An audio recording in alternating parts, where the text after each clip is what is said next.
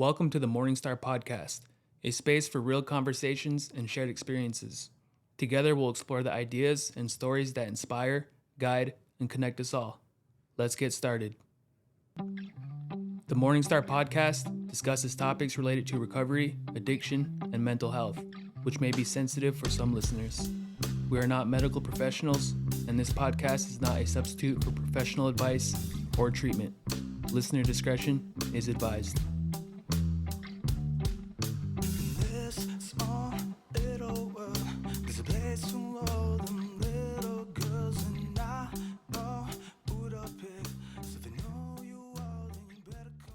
All right, welcome back to the Morningstar Podcast. Very exciting day today. We have our first guest in the building, Mr. Justin Marsette. Justin is a recovery coach up at Good Road, and we thought it'd be a great idea to have him come down here and kind of share about what that's like and what they do up there. So welcome, Justin. Thank you again.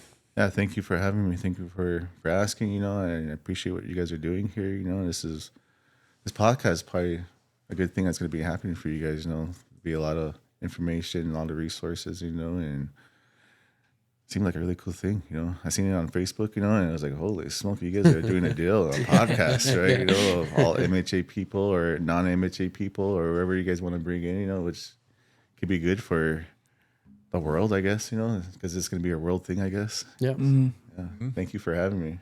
How long have you been a recovery coach? So I've been a recovery coach I've been employed at a treatment center for about 4 years now. It wasn't always a recovery coach. I started out as a tech / recovery coach. I didn't know what a recovery coach was at first, and they were hiring for a recovery coach, and someone told me that I should apply for it, meet another person, and I applied. It was a long process before even getting a job, and I got to Good Road, and it was in full effect there. There was 8 females, there was 8 males, and it was in the midst of COVID was happening, and that's kind of how it happened, I mean, it was nerve-wracking at first, I didn't know what I was doing, and I thought I was supposed to be like this counselor, you know what I mean? So in my mind, I'm already racing, because in reality, I'm just coming off the streets at this point, you know what I mean? And I'm not saying the streets like I'm a big old person, whatever, or this person, but it's just it was a really good opportunity to getting back into the job market or job, I guess, you know what I mean? Before even coming to this job, I never had a job since 2009, and it was just a good opportunity. And I wanted to work in this kind of field, I guess, because I've been in treatment, and I seen the techs at the treatments that I was in, and they were working with clients, and I just thought it was the coolest thing, it was just checking on them, conversating with them, relating to them, right, and it really grew into something that was just beautiful, I guess, I think most anybody that's coming in off the streets and what is this even going to look like, and it turned out to be a good department now today, you know what I mean, and for where it was to where it is today, it's really grown in so many ways, right, and just in recovery, you have to have an open mind, right, you have to be willing, right, you have to be, not saying you have to be honest, but you have to have this good work ethic also, I get to show up that way and have a better work ethic than I did have in the past, and it's really grown, I've had probably 6 or 7, maybe 8 recovery coaches since I've been working at this facility, Now they put me into a supervisor position, and even that was even a whoa. Yeah, I bet. Yeah. This facility wants me to be a supervisor. I've never been a supervisor for anything. I couldn't even supervise my own life, So really coming in, and just grabbing ideas from all over the place, right?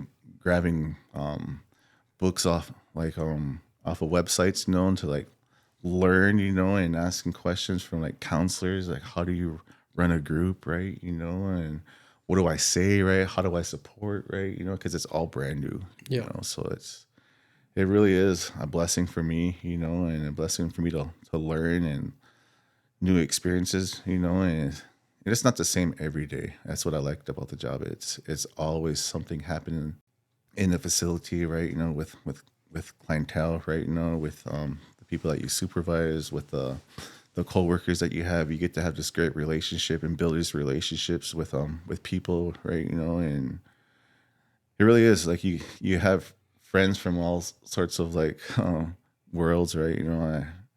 You know, counselors, you know, you see judges, right? You know, you work with law enforcement, right? You know, and you just get to like see it grow. You're like, am I really the person that gets to be in like this position, right? You know, like where I came from. So like I'm really proud of myself, you know, like where I'm at in my life today, right? You know, and I get to serve clientele, right? I get to serve my coworkers and coexist with coworkers, you know, and just be, you know, because Yeah. before I just I couldn't be, you know, it was just, I was always worried about myself, you know, it was always about me and what I can do, you know, and like other selfish things, you know, and like coming into facility it's really is a blessing, you know, Yeah. so. And I like that you said I wanted to get into this field because, and I've heard people tell me like, working in the field doesn't count, but like, I see it as almost like a cheat code for someone who's in recovery because like if you leave it up to me, like when I'm gonna go find someone to help, like and I get in my head and I'm feeling bad or I'm depressed or I'll lay in my house and I'm not gonna go look for someone to help, you know. But like no matter what mood I wake up in or how I'm feeling that day, like I come into work and I have an opportunity to help someone, no matter what, you know. So like even I'm kind of forced into it sometimes. I think that's super important. Also like for your guys' position, like it's a requirement to be in recovery as well, right? Yes, so Yeah. you have to be sober Yeah. to work as a recovery coach, you know. I think it's important, right, you know, to come in here with some kind of like some ideas and some knowledge of what's going on in a 12-step program, right? You know, even though that the facility is not a 12-step program, but running your own program will help Mm-hmm. you in this job. I say this to my to the people that work under me, right? You know, it's just like if I come into a workplace, you know, I have to do my principles also, Yeah. right? You know, and I have to have this knowledge, just a little bit of a knowledge, right? You know, and I bring this into my daily living also, you know, and with the help of a 12-step program, it's helped me have a good work ethic, right? You know, and show up, right? Because most of us are in a 12-step program, right? You know, and I help them see like bringing this into a workplace, right? It's going to help you in your daily living also, you know, and it's just, I remind them most of the time when we tend to forget sometimes what we're doing up there, you know, and our only job is to serve our people, Mm-hmm. you know, and I'm not looking for the best people, you know what I mean, to fill that position, you know, as a recovery coach. I'm looking for the right people, Mm-hmm. right, you know, and I'm not like trying to like be the gatekeeper of like recovery coaches, you know, and find the best, you know, that it just works out that way, right, you know, and if I think you're the best position for this position, I can pick you, but mostly there's an entity that can trump my decision, right? You know, and I hope they don't, you know what I mean? You know, and they hope they have like they're trusting my judgment that this is the best person for this job, you know. And so I kind of really go off that, you know. And are they going to meetings, right? Sponsoring people, right? You know, what does their daily life look like outside of recovery? Also, are they a good person, right? You know, are they doing the deal? Are they walking the walk? Are they talking the talk, right? You know, and I've been blessed with some. I've been really blessed with some good recovery coaches, you know, which has made the job easier. Also, you know, with some good people, right? You know, and it's really worked out. You know, it really is a blessing, right? You know, I wouldn't say like there's not some ego in it, but there is some ego, you know, like this is what I created, right? You know, this program, this department, right? You know, but I really have to bring like God into it, you know what I mean? Because I didn't get sober, you know what I mean? God helped me get sober, right? You know, Yeah. I made some action, right? You know, and it's just like what we do with our life. I have my people that work under me.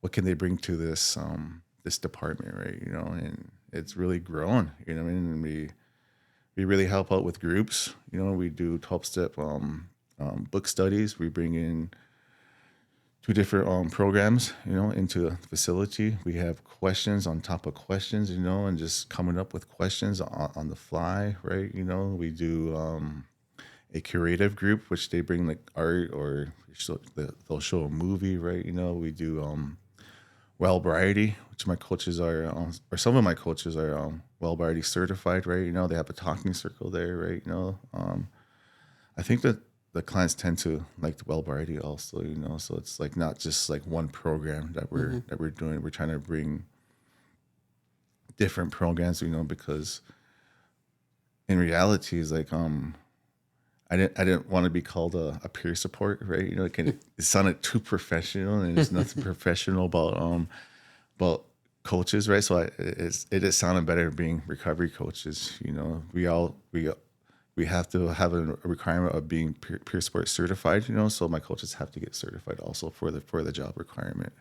You have to be 1 year sober if you want to apply for a position. You know, and yeah.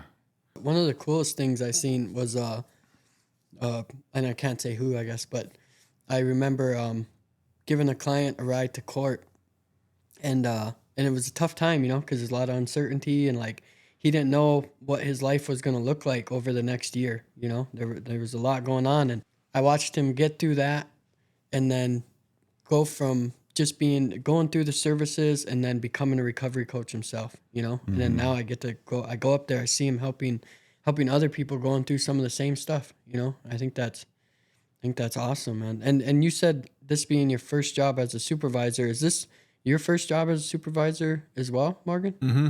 Yep.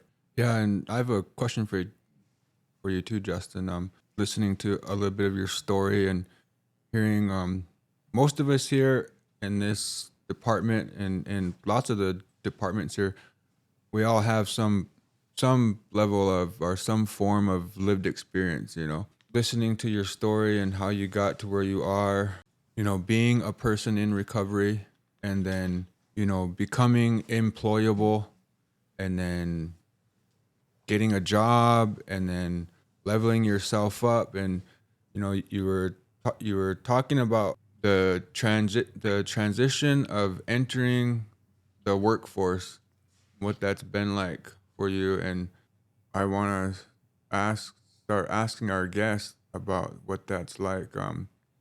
What that's like to work in this field, to work in this agency, and to be, sometimes we're helping our own family members, our own cousins, you know, and what that's like to try to show up to work and be professional and be a recovery coach or be a point of contact supervisor or to be a sober living supervisor and to, you know, be professional and be helpful. But then sometimes when we go home, we see the same people, you know, because we're all from the same area and, you know, we all know each other. And I guess what my question is for you is, what's your experience with that? You know, has there been positive experiences or has there been some negative experiences?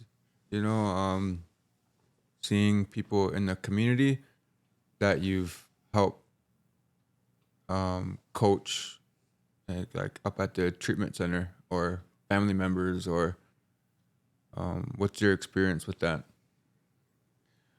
So I've seen a lot of family members that came into this agency, right? You know, and sometimes it's hard seeing family members that come in, right? Because you've known them out there, right? And they come in here and you're the first one that they see. You know, I've had a family member come in, right? You know, and I seen this person. I gave her a hug, right? You know, and I told her like things are gonna be okay, right? You know, and I have this lived experience just like they do. I've experienced the hopelessness, right? I've experienced that despair, right? You know, and I experienced the gist of like being in addiction for so long, right? You know, and when they get their head above water, right, and then they tell you like, man, you helped me out. You're the first person I seen, and that gave me some hope, right? You know, and it's like something's working, right? You know, and I have to give like my praise and my glory to God. If God didn't intervene into my life, right, I would still be out there, and you guys would have a different person sitting here, right? You know, sometimes it is good to see family members, but it's also hard too, right? Why is it hard? Because for me, I want it for them also. But I know that's me trying to control a situation, you know, and I can't control anything. I can't control anybody's life, right? I can't control anybody's recovery, you know, as much as I would want to, right? And here, this is what I did. And I kind of say, this is what you need to do, right? I can show you this is what I did, you know what I mean? And sometimes it works and sometimes it doesn't, you know? There's been a lot of good, you know what I mean? And there's also been some bad also. I've also seen some family members that came in, you know, and maybe you thought that I wasn't doing it, right? Or they know this other person, right? You know, and they see this new person, like, what's going on here? You know what I mean? I've also seen this family member come up to my workplace, right? You know, and I haven't seen him in a long time. You know what I mean? I kind of had some resentment, you know what I mean? And there was some kind of like bad falling out, right? You know, and I went to go see him, right, in the cafeteria, and I see him, right, you know, and I shook his hand, gave him a hug, right, you know, how you doing, you know, and what's been going on, right, you know, and I thought I was talking regular. Like I really thought I was just having this conversation, right, you know, and then I had to go do something, right, you know, and I had left, right, and my mom texted me, gee, so-and-so said that you sound really professional right now. I was like, professional? Holy smokes. Like not a day in the world I thought that I would sound professional, you know, but like working in a place where you need this good work ethic and sounding professional and having these things from like, I look at them as role models, you know, people in the workplace, you know, because you want to have their work ethic also. And so you want to learn some new words, right? You know, you want to learn some one-on-ones, right? You know, and how they talk, right? So you kind of like follow the lead of others, right? You know, and that's exactly what I did, you know? And so it's like, again, blessings, you know what I mean? It's just like having that, you know, and I wish the family members that I have could see, I'm sure they see, you know, and it's not knowing that I'm not sober, you know what I mean? We're a pretty small community, but we're big, right? You know, and what we're doing here in the community and back home, there's a big movement going on, right? You know, I think it is a movement, right? You know, that more and more people are wanting sobriety, right? You know, and I think the right people got sober at the right time, right? You know, and it's grown into something that is just, again, beautiful, you know, and then I think it'll continue to grow, you know, with good leadership, you know. There's a bunch of great leaders that are in each of our departments here, so it really is awesome to see, you know. Why not jump on this train, right? You know. Yeah, and that's I remember when I started working over here too, because I had this idea in my head, like something happened to me in treatment where I was like, man, I really want to go home and help people, you know, and the situation on Standing Rock is very similar to what it was up there. And I remember going to one of the events and I could see something, like I didn't know what it was, but I remember talking to you and I talked to Big Man, a couple of you guys, and like I don't know, I could just see something, and I didn't realize what it was at the time, you know, but it's like the bonds and like the family, I don't know if it's an environment you want to call it, but it's like different on the reservations, you know, because we all know each other and like we grew up around each other, and we've been through some bad times with each other, some good times, whatever. But I had this picture in my head at first of like, I'm gonna go back to Standing Rock. I'm gonna help this many people, blah blah blah.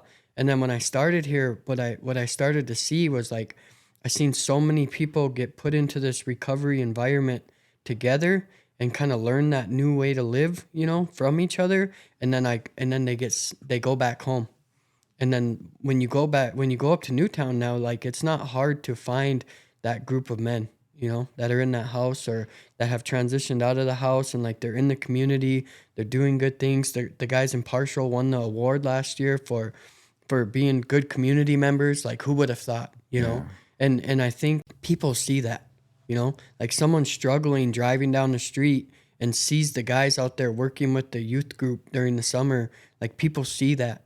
And that's attractive to people. I think just like the drugs will spread in the communities, I think like people being good in the communities will spread as well, like it. And like, that's something I've really enjoyed seeing and realizing, like it doesn't, it's not like a one-man mission, and how all these, and that's kind of why we wanted to bring all the services in, not only from MHA Recovery or Good Road Recovery, but from other agencies as well, because like, whether we like it or not, we kind of all work together, and most of us in this field share that same like passion. Like you said, my only job is to help people, like that's what it comes down to. Another thing you said too that I wanted to touch on, you said like these coworkers are kind of the people you look up to. And I remember when I started in this field, I was in a staff meeting, and we left, and I was really close with my executive director, but I pulled her aside after, and I told her like, man, I don't know like when I'm supposed to talk, or like I feel out of place, because like I was the one you guys were staffing, and she laughed or whatever, but she said like, no, your experience is, we need that in there. Like, and I don't know, it's taken practice, and like, still we go into like we went into a meeting yesterday, and like, at first, like, you kind of feel uncomfortable, like, man, I don't belong here. Like, what am I doing? And, but I think it's great. I think it's great that we have that, we have those people to look up to too, when we start in this field. Yeah. I think that's an important question, and it can probably be answered more than one way. You guys are talking about being professional. Well, back to the question that I was asking you about, it's like, because I'm the same way. I'm in recovery too. And when I sobered up and I got clean, one of the first jobs that I got was a job. I got the job because I was sober, basically. I had lived experience. Well, what does that mean? Lived experience means that you've went through treatment, you've struggled, you found sobriety, and you're maintaining that sobriety. Well, I mean, in my mind, I'm like, well, I mean, when that term lived experience, like, I know how to get high, and I know how to find drugs, and and I know how to stay high, and well, I guess part of that experience is, that is part of it, but then, going to treatment, getting clean, and staying clean. Okay, well, now you have a job because of that, but then how do you be professional about that?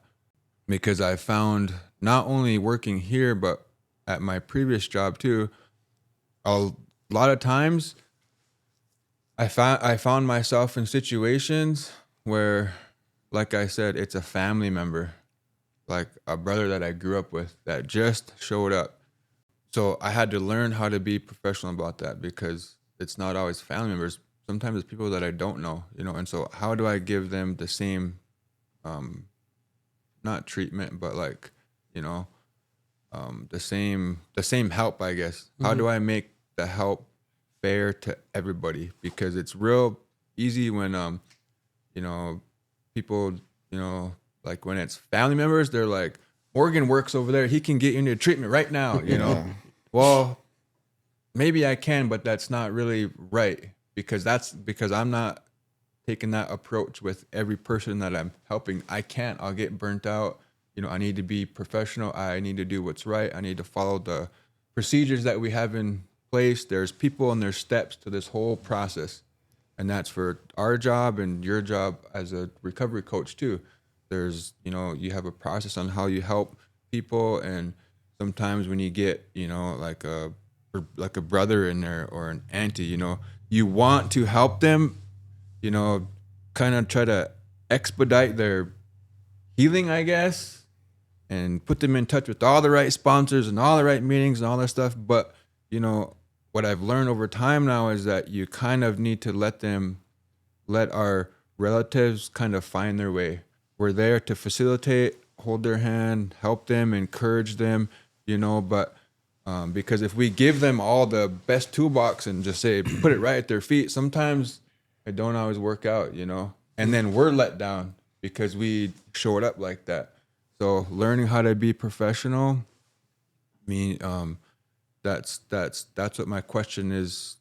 That's kind of the, I was just looking to see what your experience is with that, you know, because like I said, it's probably going to be different for everybody. Mm-hmm. And it's hard to do when you come from a community like we come from. We know everybody, you know, we're closer to somebody. And then, so how do you be professional when someone comes into our services and you might not like them, you know, how do you go about that too? You know, well, you know, you're, that's where you kind of really get put to the test sometimes, because it happens, you know. Yeah. It happens, you know. We're all coming from quote unquote the streets. Stuff happens out there, and you know, but here we are, you know, we're in a place to help people, and so we have to remember to try to stay in that frame of mind. So That's a great point. You know, it's like, and it's not just like our services are unique that way because, you know, we only serve MHA, but it's like North Dakota is not a big place, you know? So even when I wasn't working here, like I knew every third person that came through the door, you know, or whatever. And there was instances where like amends had to be made at work, you know, like, hey man, like I'm here to help you, you know, I don't care about what happened. And like, it was a chance to test like my recovery, but also like if this is the field I'm gonna work in. And another thing too with that is like people do things that we don't agree with, you know, that's another hard one. Like, we come in here with all these ideas, like you said, from the streets, you know, or whatever you want to say, but like you come in here with all these ideas about how people are supposed to handle themselves, how they're supposed to handle situations, and if they do things you might not agree with, but it's that old mentality, like how, you know, how do you let that go? And it's just something you have to do if this is the job you want, you know. And I think family, and when it comes to family, what I've found is that's by far the hardest to work with. When my brother was trying to do this thing, I had went through it before, but like I wasn't necessarily in the position I am now. Like now I think like, oh man, like I case manage, I do peer support, I can do all these things. I can help, I can sponsor, like I can have these sponsees, all this different stuff. And then so I'm like, I can help my brother, you know, my brother can stay sober. And so like I dump all that into him. You get so close to the situation that you can't see reality, you know? Like you just think he's just gonna, I want him to have what I have so bad that I'm willing to do anything for him to get that. But like you said, I can lay all that stuff at his feet. If he don't pick it up, like I'm gonna be the one left hurt, you know? And that really like gave me, and it's not just that way with family either, because like some of these clients we get more attached to than others, you know, and a big part of our job is like, I can't take that home with me and my kids suffer because I'm bringing work home, you know, like that's something a addiction counselor I worked with right away, like warned me about, you know, he said like, he was in recovery as well. And he was like, I know you care, you know, and it's good that you care and that's going to take you a long way.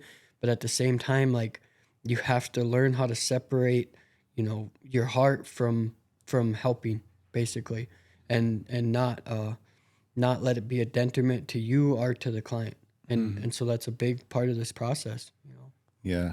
I also think like it's like, how do I coexist, you know, with like this department, that department, you know, like what can I bring to the table, right? You know, you kind of get this self-doubt, right? When it comes to like family, right? You know, co-workers and all these things, right? You know, and it all comes back for me. Like, I'm not saying I'm a big policy and procedure kind of guy, you know, but I really am, you know, it's placed in there for a reason, right? You know, and when I see family members, right, you know, it's like you were saying earlier, Morgan, like there are things I need to follow, right? You know, there's some things that I just cannot help with, right? Because it's not my department. You know, I can't speak for this department, right? You know, I know how to get you there, and it's with a number, you know, with the MHA hotline number. That's how I can get you there, right? You know, and if you end up getting a evaluation, right, you know, and again, the evaluation part, right? You know, there's some things I don't agree with, right? You know,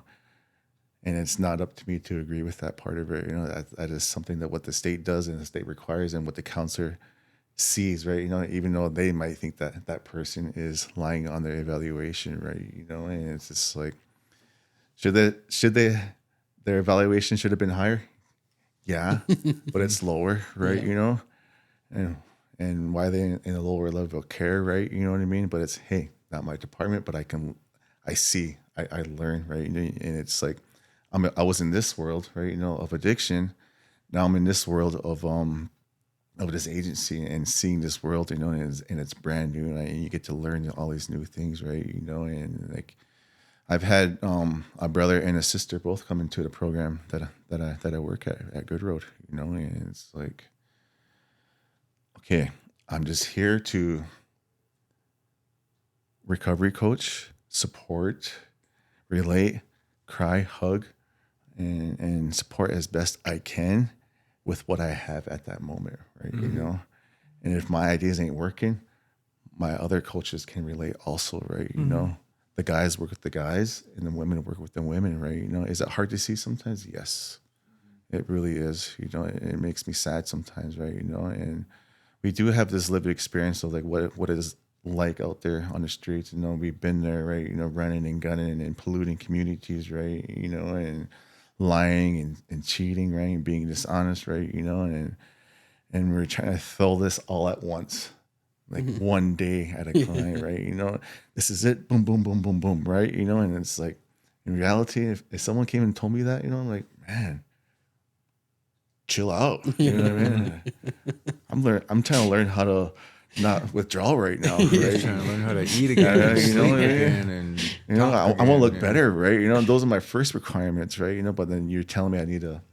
We don't tell them that they need to get a sponsor, right? You know, we simply this can help you, right? You know, we have the book studies because this can help you identify, right? You know, as whether you're an alcoholic or an addict, right? Whether you're both, right? You know, the book studies are good, right? You know, we have some good coaches there. We have other people that come into the facility and facilitate, right? And we have people that come in and share their experience, right? You know, because people like to hear experience.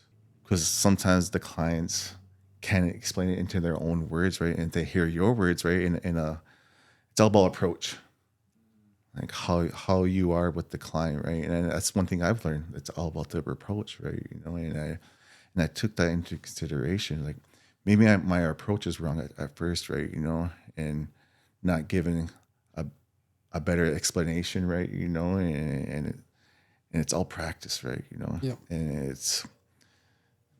and learning to fail is a big thing at the workplace, right? Because if you don't fail, right, this didn't work this time, let's try something else, right? You know, I was blessed to have a good supervisor. She's no longer with us, right? You know, to help me grow in my position, right? You know, and if it wasn't for her, I don't think I'd be a good supervisor, right? You know, I'm not saying that I was a bad supervisor.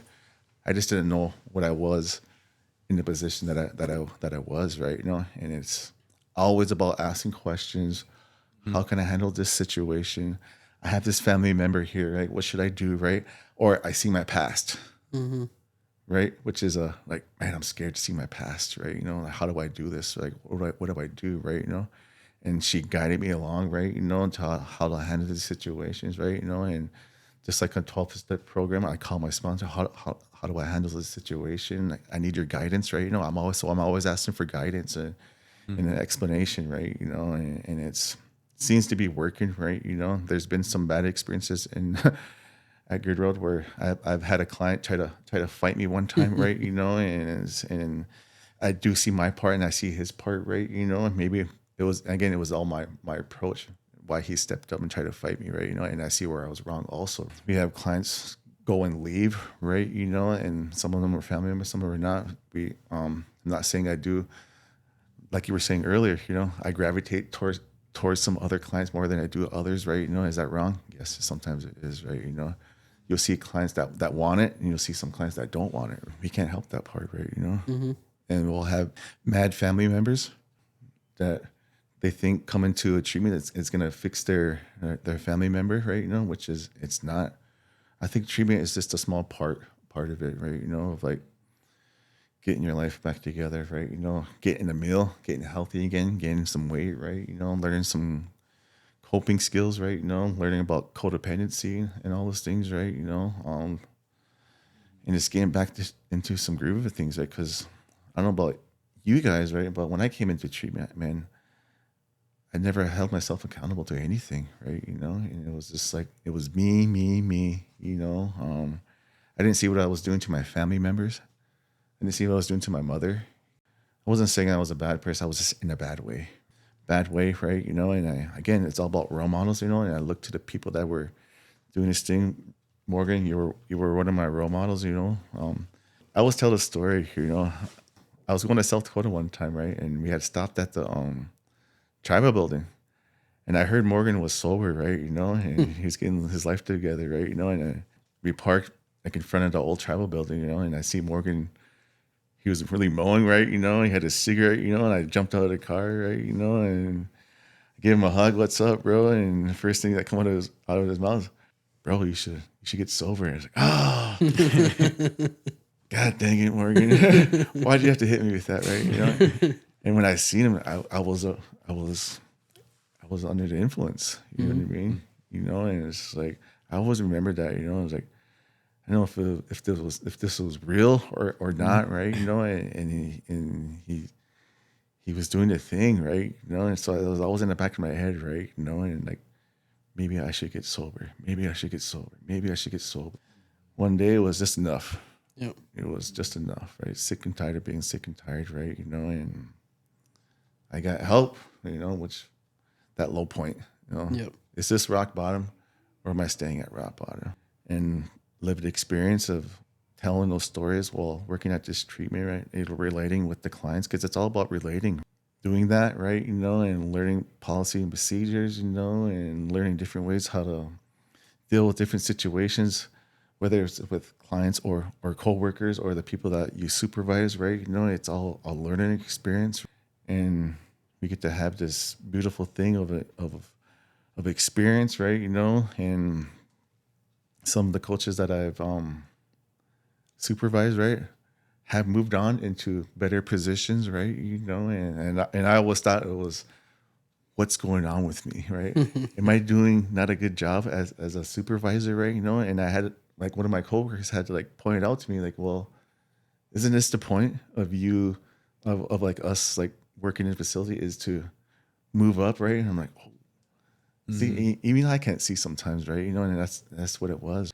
Again, you mentioned one of the clients that as one of my recovery coaches now, was in the facility as a client. You know what I mean?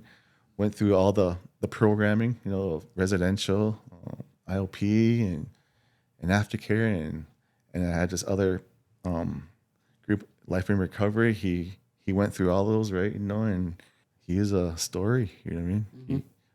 Good story of hope. He's a recovery coach today, and I try to just be a good supervisor as best I can. Ask them how they're doing. Are they going to meetings, right?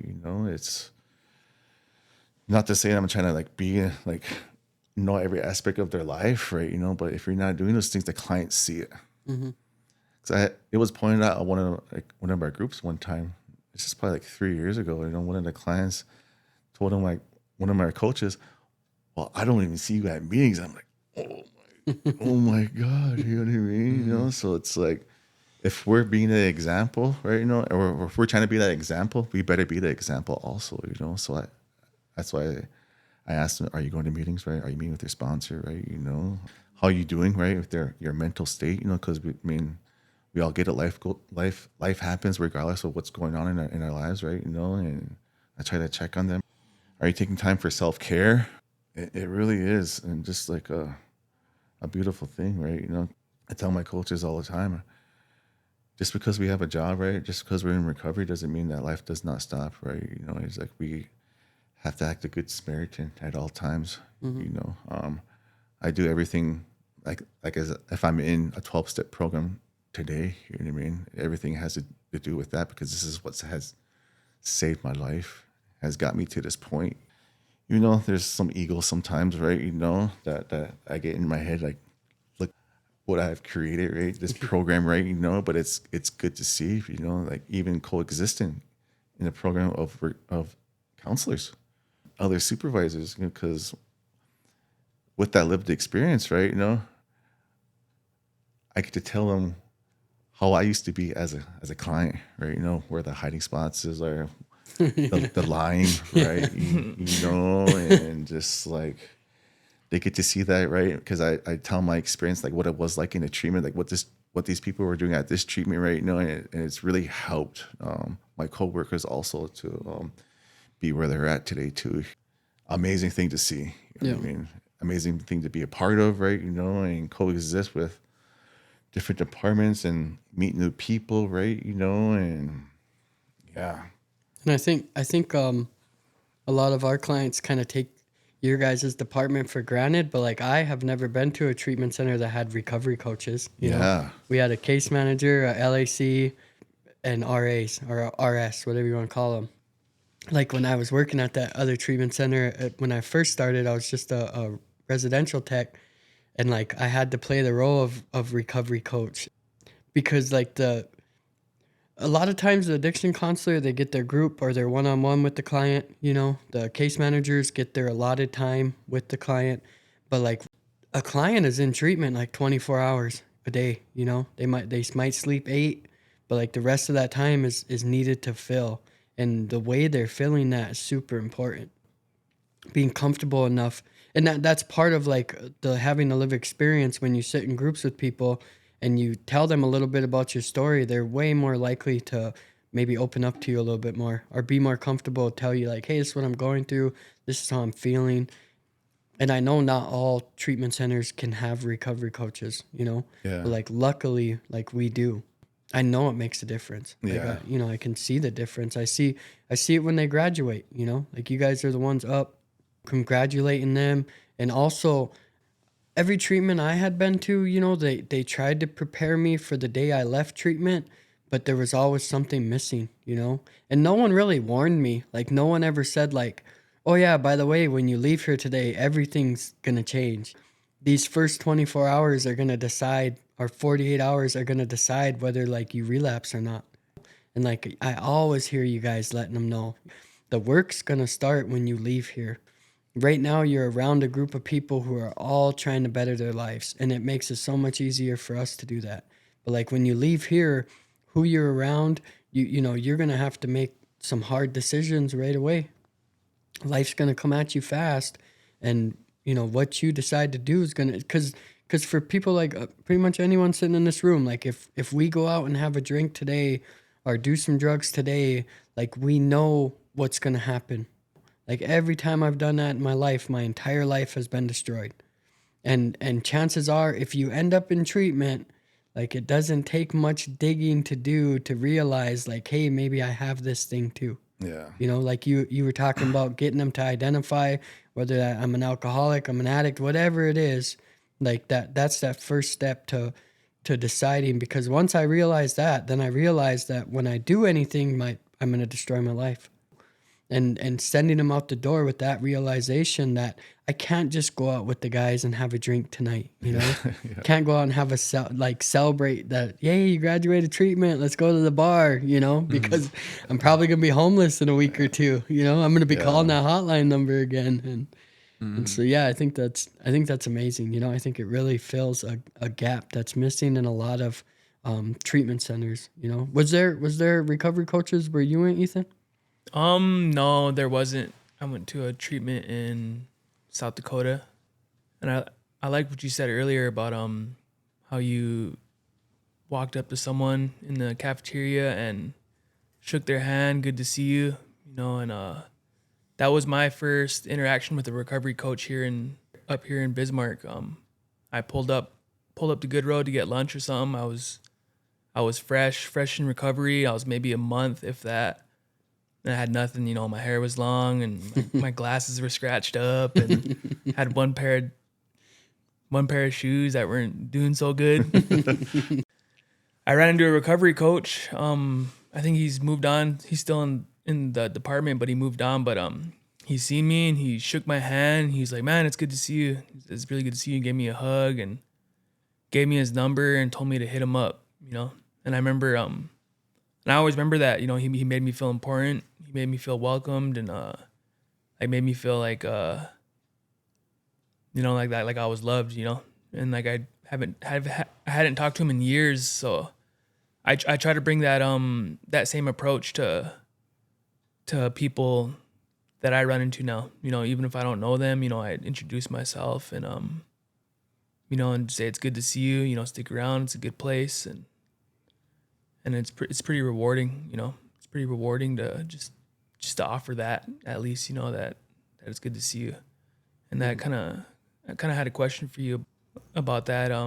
Like what's the most rewarding thing about your job? Oh, the most rewarding thing is seeing the lights come on. You know what I mean? Even though it might not be like long term, right? You know what I mean? But seeing the light of just like, holy smokes, man! I think I am an alcoholic or an addict, right? You know what I mean? Because I think coming in there, like we're all scared, right? You know, we don't know anything about. I don't know about you guys. I came into recovery, or I didn't know anything about recovery. I didn't know what treatment was. I didn't know what a sponsor was. I didn't know what a meeting was, right? You know, so I think what the tribe has allowed us to do, right? You know, what the treatment has allowed us to do as recovery coaches to come into this treatment facility and kind of just like let us grow. We trust you that what you're doing is what is going to be good for the facility, right? You know, and it was really a hit or miss thing, right? You know, but it really wasn't. You know what I mean? It really wasn't. You know, if you think about it, right? You know, it's like, well, what do I do for my own recovery? So let me start my day off. Like, what do I do if I start my day off? And generally in recovery, right, they tell us to pray and meditate in the morning, right? You know, and one of the guys that's in a different department here, Justin Baker, right before it all started like coming together, right? He brought a meditation up to Good Road to learn how to meditate. I was like, holy, like, see, this is why I had people around. Like, why did I think of that, right? You know, because I couldn't see it that way, right? You know, and it started growing that way, right? You know, and it's like we start our day now generally with meditation. You know what I mean? Do some of the clients like it? No.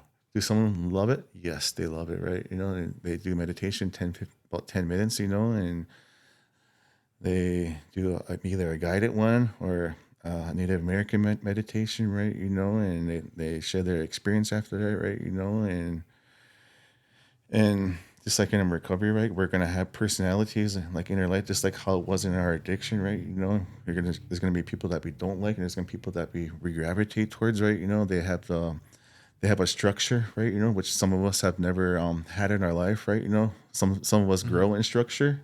I don't know about you guys. I'm one of those people that grow in structure. I can thrive in structure. Tell me what to do, and I'll do it, right? You know, but am I doing it good? Am I doing it bad? So I need your guidance on it, right? You know, they go to their programming, right? You know, and throughout the week, we do groups, right? You know, we do the big book again, like I said, right? The Well-Brighty, right? You know, creative group. We offer rides, right? You know, we help out with events. We do a spring jam, which is coming up in April. We have speakers, right? You know, we pick some panels, right? You know, from the community. We take them to conferences, or we help take them to conferences, right? You know, and just like again, here's the tools, right? Do as I do, and maybe you'll get sober, right? You know, let's leave the results up to God. I know some people don't like to hear the God idea, right? Coming into a program, maybe they're mad at God, right? You know, but can my coaches explain a higher power, right? You know, and that's why I pick people that are really doing well in their own program. Can they do that, right? You know, so seeing the lights come on in someone, right? You know, and just like it really is like one of the coolest things and the coolest feelings, and it gets you like emotional. It really does, you know, when we had those graduations at noon, you know, sometimes they say, man, if it wasn't for one of you guys saying hi to me, man, I probably would never stayed, right? If it wasn't for you talking to me off the sledge, I probably would never stayed. Thank you for talking to me. Thank you for explaining this to me. Thank you for just listening to me, right?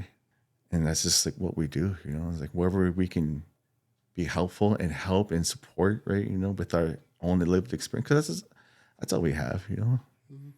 We're not, there's nothing professional about us, you know, other than our lived experience, you know. Just with some more guidance and more a different approach and a new experience, and we learn the experiences. We learn how to be more professional in a treatment setting, right? You know, and learn how to be professional in our lives, right? You know, and take that into our relationships with our friends, with our families, with our companions, right? You know, and with our family members, right? With our work life, right? You know, and it plays into, it always goes back to recovery.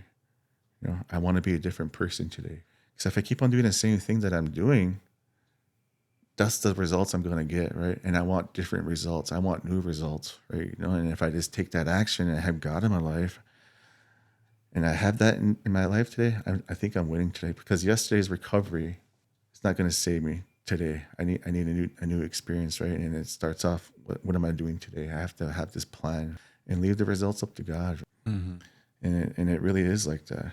Perfect. That's right there. Just what you said, Justin. That's exactly why you and your team are so valuable to our agency, to Good Road. I just want to throw this out there too. I didn't have any recovery coaches. I remember one time I went to Minot, and I remember that treatment stint that I did. I remember specifically, I was making a big deal and I was fighting with that LAC over there. I couldn't understand how this guy was going to help me, or just how North Central in general was going to help me, because they hadn't used drugs before. I'm like, how do you understand what I'm even going through? You know, how can you? It was the wrong mentality to have, but still, you know, like at the time, I'm like, how is this guy even? This guy's never even been to a reservation, let alone our reservation.